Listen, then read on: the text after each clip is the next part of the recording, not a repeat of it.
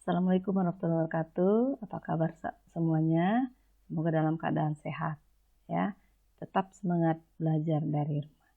Hari ini kita akan melanjutkan materi kita tentang struktur atom dan sistem periodik ya. Struktur atom, struktur artinya susunan. Jadi struktur atom ini terdiri dari gambaran ya berupa partikel-partikel yang menyusun atom. Nah, sebelum kita mempelajari lebih lanjut mengenai struktur atom, kita akan mempelajari dulu tentang perkembangan model atom. Bisa kalian buka buku paketnya halaman 30-31 ya, sambil ya mendengarkan apa yang Ibu jelaskan. Nanti kalau ada yang kurang jelas atau kurang dimengerti, silakan untuk bertanya di forum diskusi ya. Ibu lanjutkan ya. Kita lihat perkembangan model atomnya. Baik.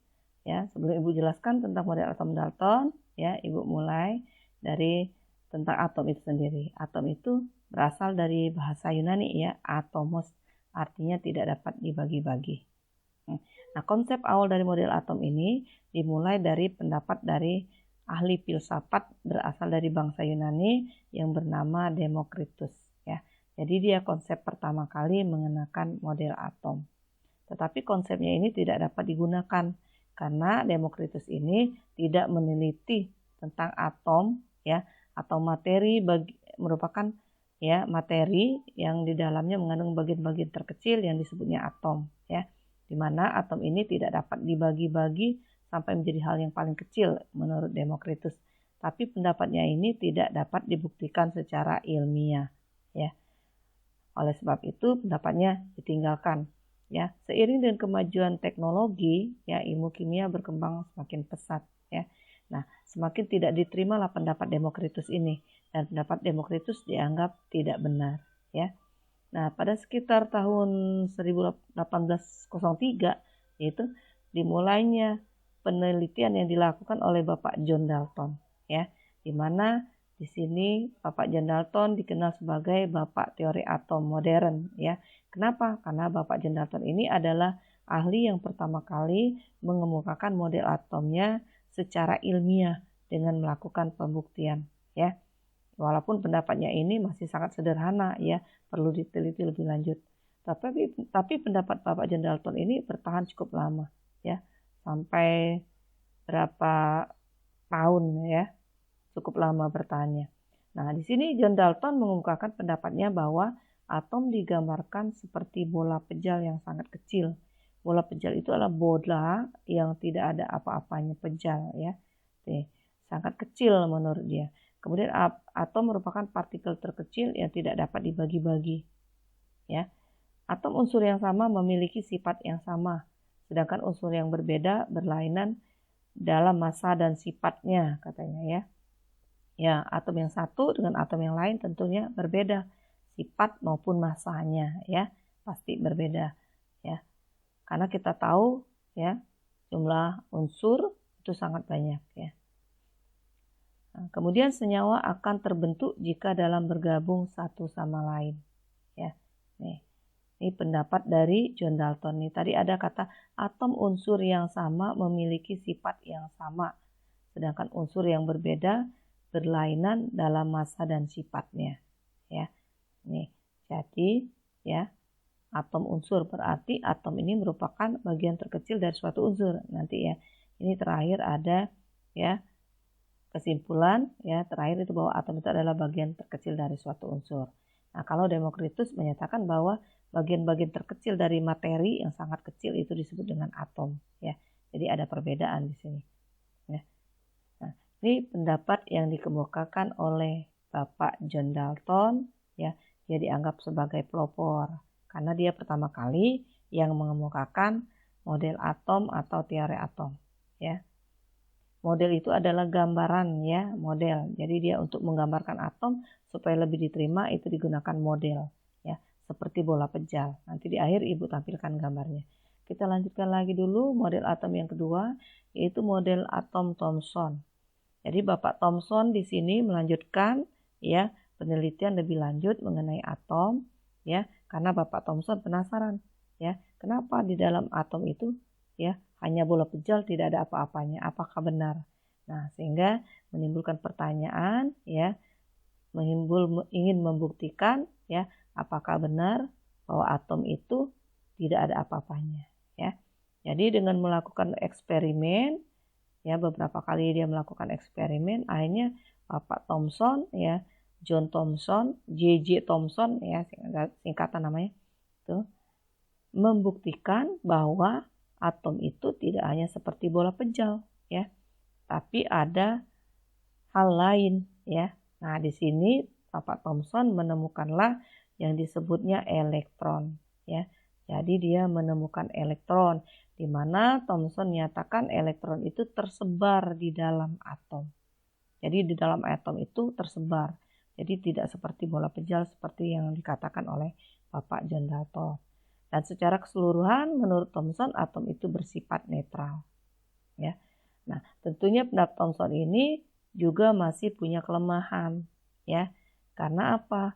Karena John Dalton belum dapat membuktikan, ya, untuk lebih rincinya lagi. Ini nanti bisa kalian dilihat di buku paketnya di halaman 32, ya. Di sana dijelaskan, ya, ada tuh halaman 32 di buku paketnya, ya, bahwa kelemahan Thomson itu dia tidak dapat menjelaskan pergerakan elektron, ya, secara sempurna di dalam atom. Jadi di sini kelemahan Thomson itu dia tidak dapat menjelaskan pergerakan elektron-elektron dalam atom. Jadi elektron itu bergeraknya seperti apa, dia bisa menjelaskan. Dia hanya berpendapat bahwa elektron itu menyebar di dalam atom dan elektron ini bermuatan negatif, ya. Nah, karena kelemahan itulah, ya, akhirnya pendapat daripada Thomson ini disempurnakan lagi oleh Bapak Ernest Rutherford, ya, Bapak Ernest Rutherford. Jadi berarti kata Rutherford, ya, atom itu ada elektronnya dan elektron itu tersebar merata, ya. Terus di dalam atom tentu ada hal lain. Nah, ini yang diteliti, khusus dia akan meneliti di dalam atom, ya, Rutherford. Nah, Rutherford di sini dibantu oleh dua asistennya, ya, yang melakukan penelitian. Dilakukan penelitian berulang-ulang sampai akhirnya mereka menemukan dan mengambil kesimpulan bahwa di dalam atom itu ada inti atom yang kita kenal dengan nukleus inti atom. Dan inti atom ini letaknya di tengah-tengah bermuatan positif.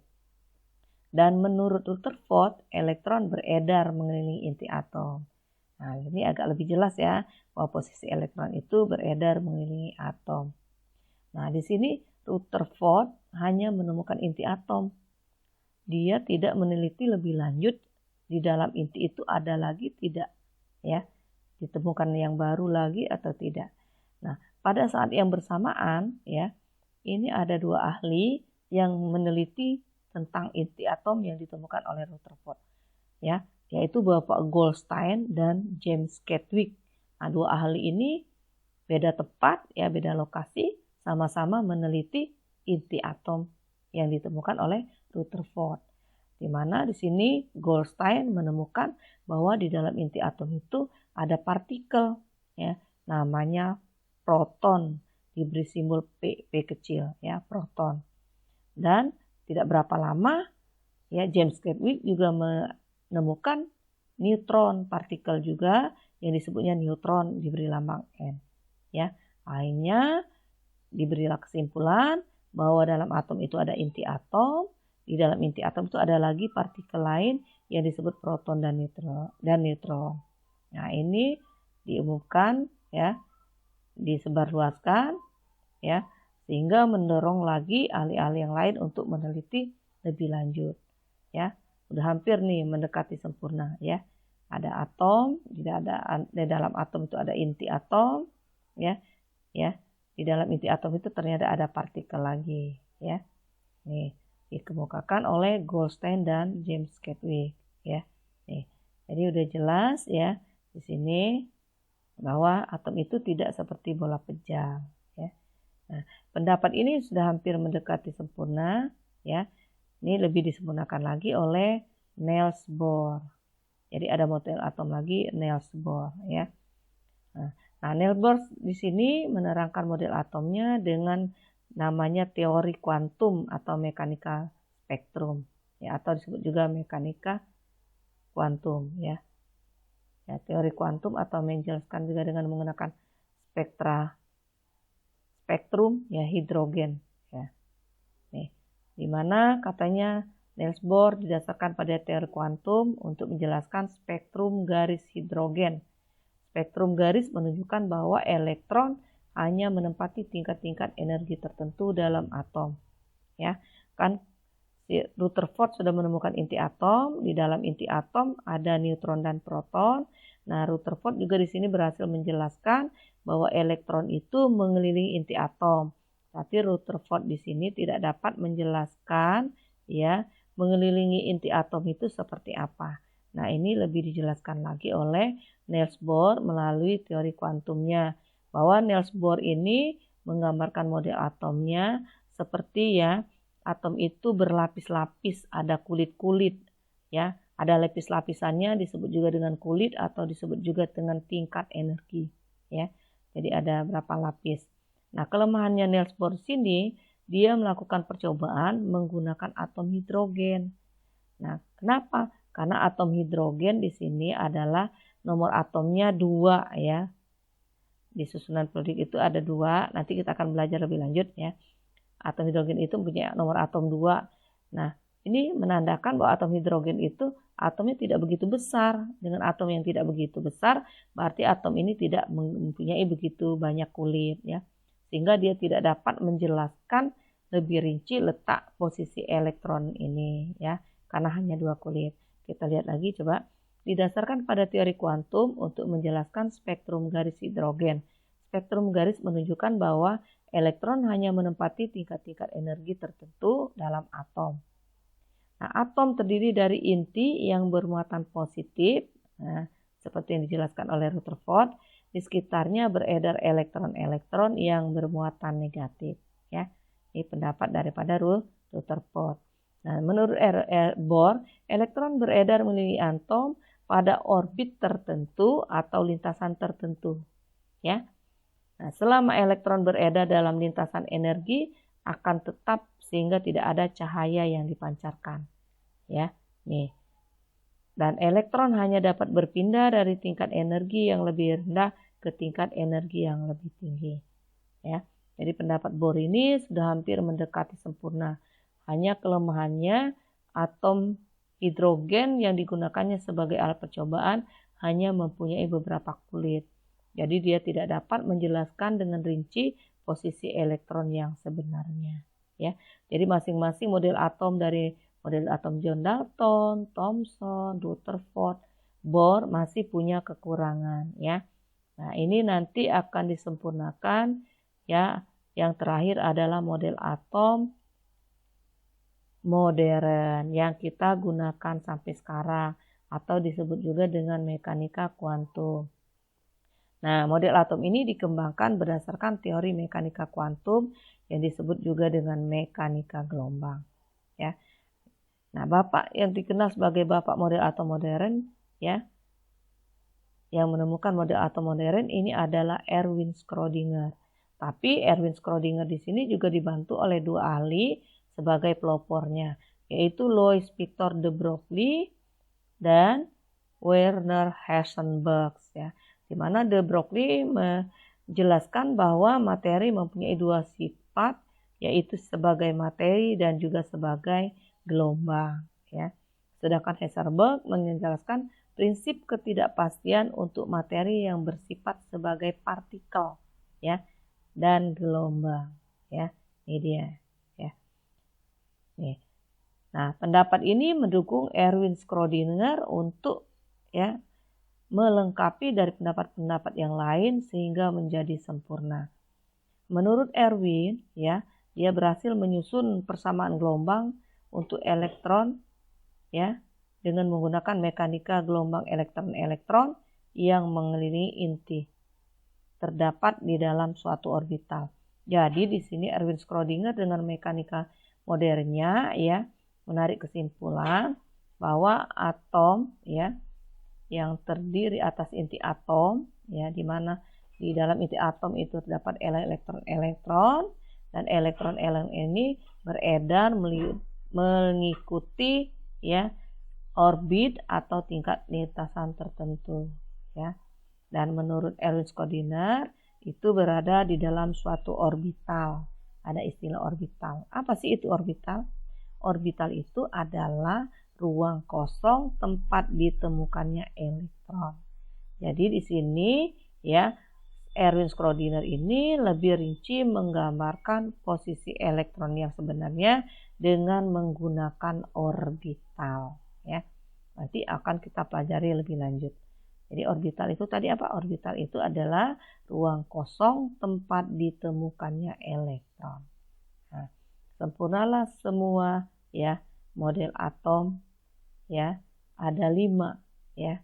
Ada 5. Ini yang harus kita ketahui sampai model atom yang terakhir, model atom modern yang menyempurnakan model atom semuanya ya. Nah, untuk menjelaskannya, nah ini kalau kita gambarkan model atom itu ya, model atom nih digunakan model ya untuk lebih mempermudah kita untuk membayangkannya. Nih model atom John Dalton seperti bola pejal ya, seperti bola pejal yang tidak ada apa-apanya ya. Ini bulat, pejal, tidak ada apa-apanya. Nah, yang ini adalah gambaran model atom Thomson. Tanda ini adalah elektron. Jadi elektron tersebar merata di dalam atom. Ya. Jadi di sini Thomson menggunakan istilah atau postulat bahwa untuk mempermudah menggambarkan model atomnya, dia menggambarkannya seperti kismis dalam roti ya. Jadi roti ada bintil-bintil di atasnya, itu kismisnya. Nah, kismisnya itu dianggap sebagai elektron. Nah, elektron ini tersebar merata, di mana elektron bermuatan negatif. Ya. Kemudian ini adalah yang digambarkan oleh Rutherford. Jadi Rutherford di sini menemukan inti atom. Dia hanya menemukan inti atom. Ya. Jadi melakukan percobaan dengan penembakan sinar alfa. Dari hasil penelitian dia menemukan inti atom yang letaknya di tengah-tengah dan inti bermuatan positif. Nah, menurut dia elektron itu beredar mengelilingi inti atom ini. Nah, tapi dia belum menjelaskan ya mengelilingi itu hanya belum seperti apa yang dibilang Niels Bohr yang melalui lintasan-lintasan. Ya. Nah, ini dijelaskan lebih rinci oleh Niels Bohr. Kuning ini ada inti atom, nanti dalam inti atom ini ada neutron and proton P. Ya, biasanya inti atom itu digunakan dengan tanda plus ya. Nah, ini tanda negatif ini adalah elektron. Negatif itu artinya elektron ini bermuatannya negatif nih. Jadi Bohr di sini ya menggunakan 2 lintasan karena dia menggunakan atom hidrogen. Dia belum bisa menjelaskan untuk atom-atom yang nomor atomnya besar ya, karena atom hidrogen sini hanya cuma 2. Nah, ini dia. Ya, kelemahannya. Jadi masing-masing model atom ini dia mempunyai kelemahan, saling melengkapi ya. Kenapa yang tetap ini digambarkan? Karena dari sini timbullah ini, dari sini ke sini ya, begitu seterusnya. Sampai akhirnya ditemukanlah teori atom mekanika kuantum atau model atom modern seperti ini. Jadi ada orbital. Nanti orbital ini adalah ruang-ruang kosong tempat kita menemukan elektron ya. Jadi nanti kita belajar lagi lebih mengenai orbital. Nah, ini adalah gambaran mengenai model atom ya, yang perlu kita ketahui sebelum kita masuk nanti ke struktur atom ya. Jadi kita harus pahami dulu ya, bahwa atom itu seperti itu ya. Kira-kira kita dapat bayangkan seperti ini ya. Jadi atom ini kulitnya banyak, tidak 2 seperti ini banyak ya. Nanti akan dijelaskan kulit pertama itu berapa elektronnya yang hanya bisa ya. Ini berdasarkan teori atom modern menjelaskannya. Ya. Nih. Jadi kalau kita bisa tarik kesimpulan dari sini bahwa atom ini terdiri atas inti. Jadi kalau kita gambarkan ya itu tanda bulat seperti ini, inti tandanya muatan positif ya dalam lingkaran ini. Dan bermuatan positif. Nah, itu adalah intinya. Terus dalam inti itu ada N, ada P. N itu adalah partikel yang berupa neutron, ada partikel yang berupa proton ya, Np. Kemudian atom ini terdiri dari berapa kulit? 1, 2, ini ada lagi kulitnya banyak. Kurang lebih ada 7 kulitnya atom itu, paling banyak 7. Ya, masing-masing kulit itu tidak sembarang elektron bisa menempatinya. Seperti apa yang dijelaskan oleh Erwin Schrödinger yang menggunakan bilangan kuantum. Jadi kita akan menemukan elektron-elektron dalam orbital. Dan masing-masing orbital itu mempunyai ya ketentuan sendiri. Tidak sembarang berapa elektron dapat menempati, ada aturannya. Nah, seperti itu kira-kira ya gambaran tentang mengenai perkembangan model atom. Jadi model atom itu berkembang terus ya sampai yang terakhir yang kita gunakan sampai sekarang. Nah, seperti itu ya ceritanya. Jadi kita di sini belum membahas mengenai struktur atom ya, tapi kita mulai dulu dengan perkembangan model atomnya. Perkembangan, judulnya saja perkembangan. Jadi mengalami perkembangan ya, sesuai dengan kemajuan zaman. Ya. Nih, jadi ilmu kimia itu berkembang sesuai dengan kemajuan zaman, sesuai dengan kemajuan teknologi. Nah, sampai di sini materi kita hari ini. Mudah-mudahan dapat kalian terima ya. Walaupun ini hanya sekedar cerita ya. Ya, Ibu hanya untuk memperjelas biar kalian lebih paham. Nanti kalau kurang jelas bisa kalian tanyakan di forum diskusi. Ibu harap kalian lebih aktif, lebih banyak bertanya. Tadi bisa kalian tanya partikel itu apa, Bu? Orbital itu apa, Bu? Bisa ya. Nah, silakan kalian pelajari buku paketnya halaman 30-31 ya. Ya, biar kalian nanti lebih paham lagi. Nanti sisanya yang kurang jelas, kurang dimengerti, silakan ditanyakan ya. Sampai di sini Ibu akhiri ya. Tetap semangat, tetap sehat, belajar dari rumah. Asiknya belajar kimia. Tetap semangat. Salam merdeka. Terima kasih.